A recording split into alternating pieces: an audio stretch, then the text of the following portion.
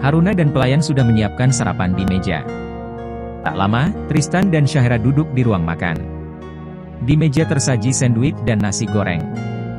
Syahira tidak suka makan nasi di pagi hari, sedangkan Raja selalu minta nasi goreng ketika sarapan. "Loh, Raja mana?" tanya Haruna. "Biarkan saja Kak Raja terlambat sarapan. Jadi dia tidak akan mengganggu Syasha," ucap Syahira berkelakar. Namun, tidak lama setelah ia bicara, Raja menarik rambutnya dari belakang. "Au! Mama! Kak Raja jahat!" teriak Syahira mengadukan perbuatan Raja. "Raja! Kamu selalu saja menjahili adikmu," hardik Tristan. "Maaf Pak." Raja menarik kursi dan duduk di samping Syahira. "Bukan sama Papa. Minta maaf sama adikmu," ucap Tristan. "Maaf adikku yang cantik, tembem, gendut," seloroh Raja. "Papa!" Syahira sangat kesal kepada Raja. Keseharian mereka selalu bertengkar dan bertengkar. Haruna dan Tristan sudah bingung untuk mengubah Raja.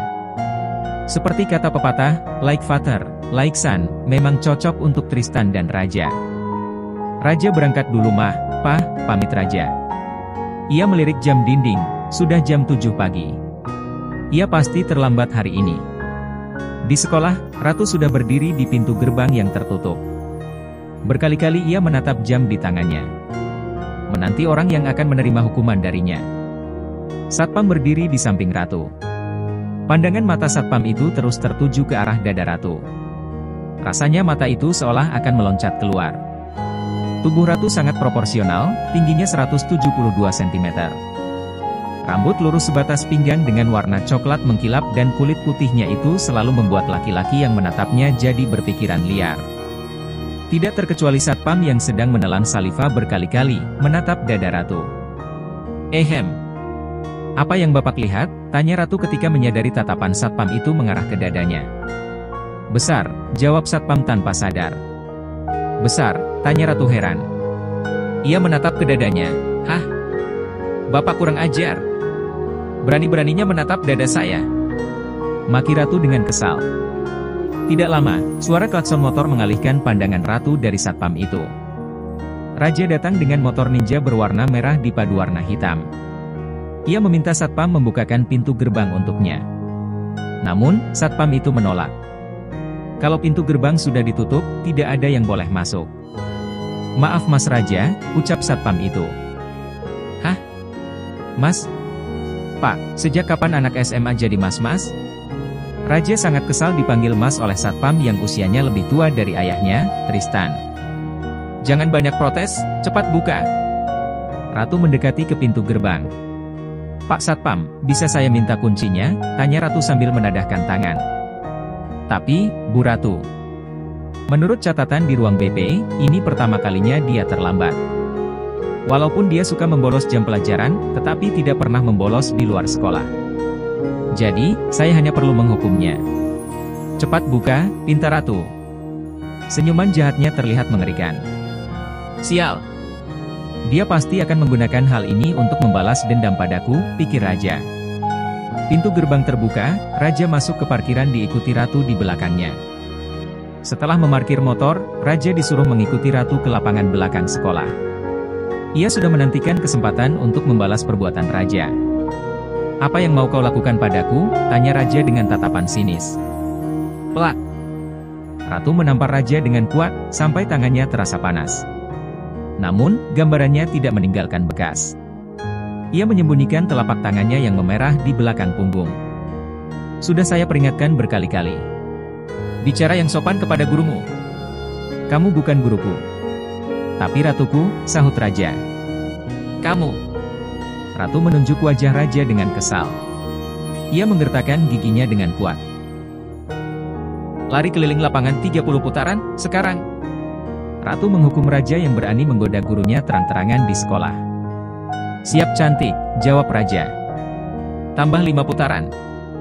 "Hei, jangan dong, Ratuku," ucap Raja.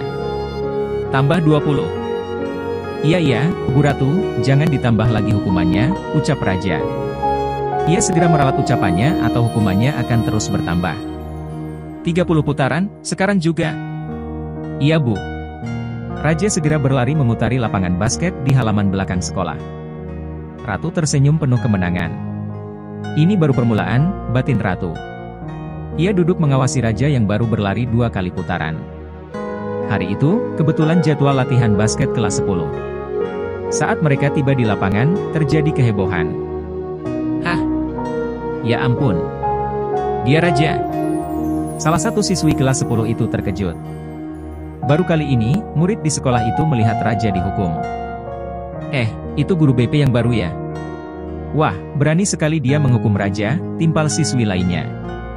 Pak Danang justru tersenyum melihat Ratu menghukum Raja. Selama ini, memang tidak ada yang berani memberikan Raja hukuman. Ratu adalah guru pertama yang melakukannya. Selamat pagi Bu Ratu, sapa Danang. Selamat pagi Pak. Maaf, saya mengganggu pelajaran Bapak. 2 putaran lagi, dia selesai, ucap Ratu. Tidak apa-apa. Danang melihat Raja yang terengah-engah di putaran terakhir. Saya salut pada Bu Ratu. Anda berani menghukum Raja, ucap Danang.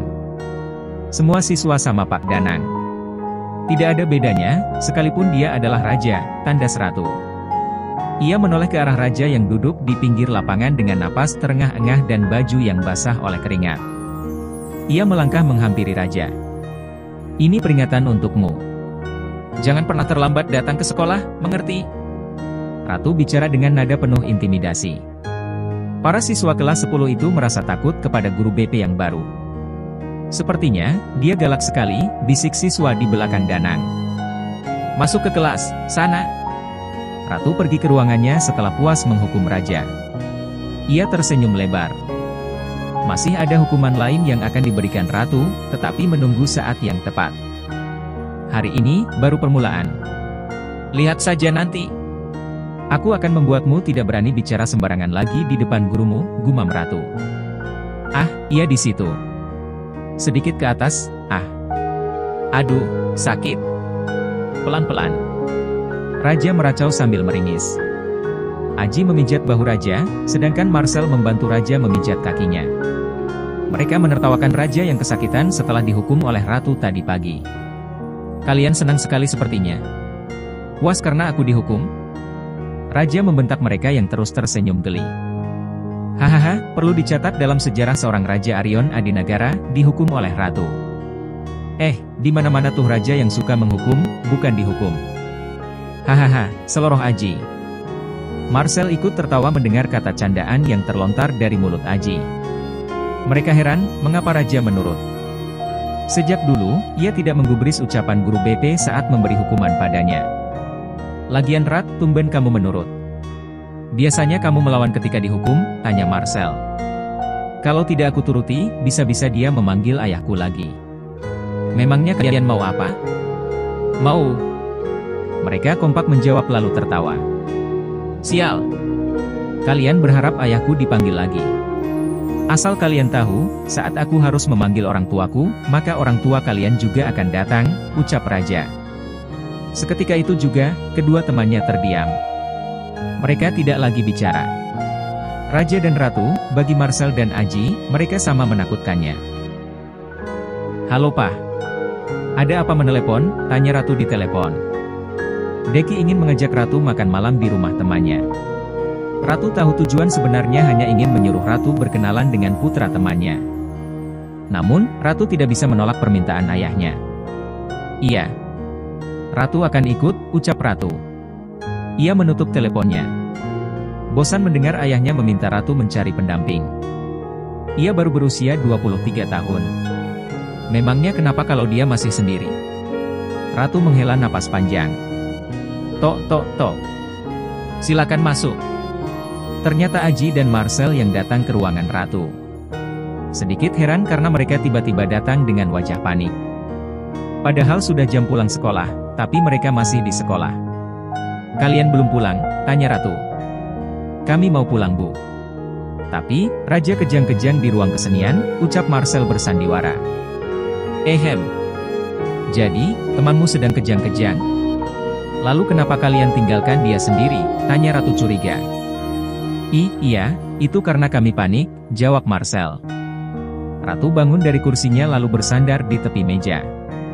Ia tertawa kecil, merasa lucu karena kedua siswanya itu meremehkan dirinya. Ratu melirik tajam ke arah mereka sambil menyilangkan tangan di dada. Kalian pikir, saya sebodoh itu? Saya akan menawarkan pilihan. Kalian pulang dan biarkan raja di sana, atau kalian mau saya hukum bersama raja? Silakan pilih. Aji dan Marcel saling menyikut pelan. Rencana raja sudah bisa ditebak oleh ratu. Mereka bisa ikut menerima hukuman jika melanjutkan rencana raja. "Ka, kami akan pulang Bu," jawab mereka bersamaan. "Bagus. Silakan pulang," ucap ratu. Ia mengikuti mereka sampai ke parkiran dan motor mereka berlalu meninggalkan gerbang sekolah. "Oke, sekarang waktunya memberi anak itu pelajaran," geram ratu. Ia melangkah perlahan-lahan menuju ruang kesenian. Sebelum masuk, ratu mengintip apa yang dilakukan oleh raja. Ratu melepas sepatu high heels, lalu melangkah masuk tanpa alas kaki agar tidak menimbulkan suara. Di tengah ruang kesenian, raja berbaring sambil memejamkan mata. Ia mendengar langkah kaki, tapi karena tidak mendengar suara hak sepatu, raja menyangka kalau itu kedua temannya. "Bagaimana? Dia akan datangkan?" tanya raja tanpa membuka mata. "Woi, jawab. Kalau dia datang, bilang padaku." Raja memerintahkan mereka bicara. Namun, sampai beberapa saat, tidak ada suara apapun.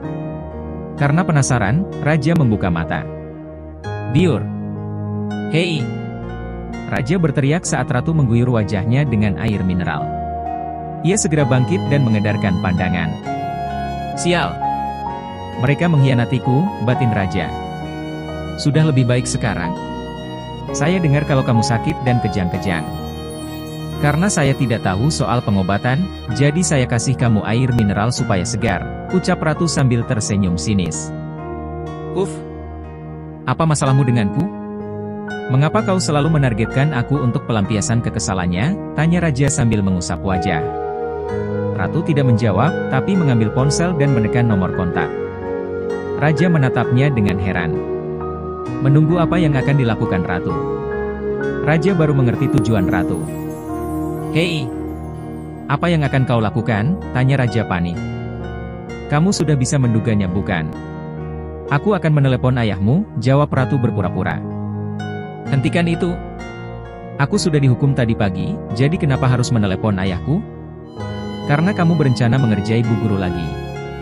Kamu juga masih tidak sopan memanggil saya." "Apa saya harus mencatatnya di bukumu? Atau membuat note di ponselmu?" tanya ratu dengan nada tinggi. Ia berkacak pinggang dan memarahi raja. "Maaf Bu." Raja menundukkan kepalanya. Ia harus mencari cara lain untuk membuat ratu mengundurkan diri dari pekerjaannya. Plak! Ratu memukul lengan raja. "Jangan berpikir untuk mengerjai saya lagi. Pergi sana atau saya telepon ayahmu untuk menjemput," ancam ratu. "Lihat saja nanti," gerutu raja sambil menyambar tasnya di lantai. "Saya masih mendengarmu, anak nakal." Ratu menjawab gerutuan muridnya. "Mah, Sasha minta izin mau menginap di rumah Keke. Besok kami ingin pergi berolahraga bersama," pamit Syahera. "Oke. Awas, jangan pergi malam-malam.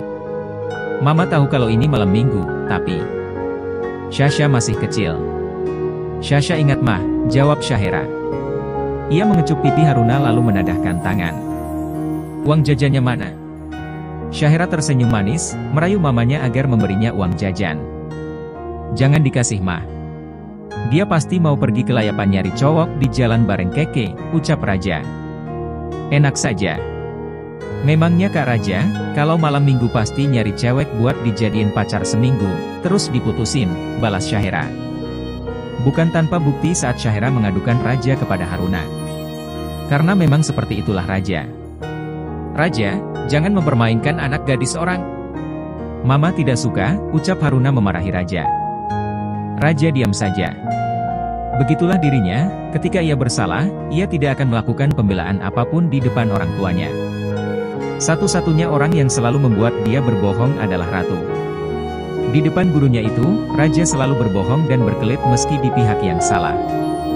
Setelah kedua anaknya pergi, Tristan keluar dari ruang kerjanya. Ia menatap kedua anaknya yang sudah tumbuh menjadi remaja. Tidak terasa, 2 bulan lagi, mereka akan merayakan ulang tahun pernikahan mereka yang ke-17. Mereka mau kemana? Sasha mau ke rumah Keke dan menginap di sana. Kalau anak laki-laki kamu itu katanya mau mencari cewek. Benar-benar, like father, like son. Dulu, kamu juga begitu, kelakar Haruna. Aku berpacaran dengan banyak wanita, tapi hatiku hanya bisa menyimpan satu nama saja seumur hidup, Haruna. Sudah tua, jangan sok-sokan berbicara romantis, ucap Haruna. Loh, kan baik kalau kita romantis terus. Coba lihat yang lain, lihat artis-artis dan banyak yang lainnya. Mereka ingin mempertahankan rumah tangga mati-matian, tapi tetap berujung perceraian. Kita berbeda dari mereka. Walaupun usia bertambah tua, kita tetap rukun dan romantis, ucap Tristan panjang lebar. Haruna mendekati Tristan lalu melingkarkan tangannya di leher sang suami. Kamu benar, Pak. Menjaga sebuah pernikahan agar tetap utuh itu butuh perjuangan 2 orang. Kita bisa melaluinya dengan baik selama 17 tahun. Terima kasih, karena telah mengarungi kehidupan ini bersamaku. Haruna mengecup bibir Tristan. Mereka tidak berubah meski masa terus berubah. Satu hal yang juga tidak pernah berubah, hasrat Tristan. Sejak dulu, ia selalu tidak sanggup menahan hasrat ketika Haruna di dekatnya. Sayang, pembantu kita sudah pulang belum? Sudah. Kenapa? Pintu sudah dikunci. Sudah. Kamu kenapa sih, Pak? Tanya Haruna semakin bingung. Kalau begitu, kita main di ruang tamu. Tristan mendorong tubuh Haruna sampai terbaring di sofa. Pak, jangan gila kamu.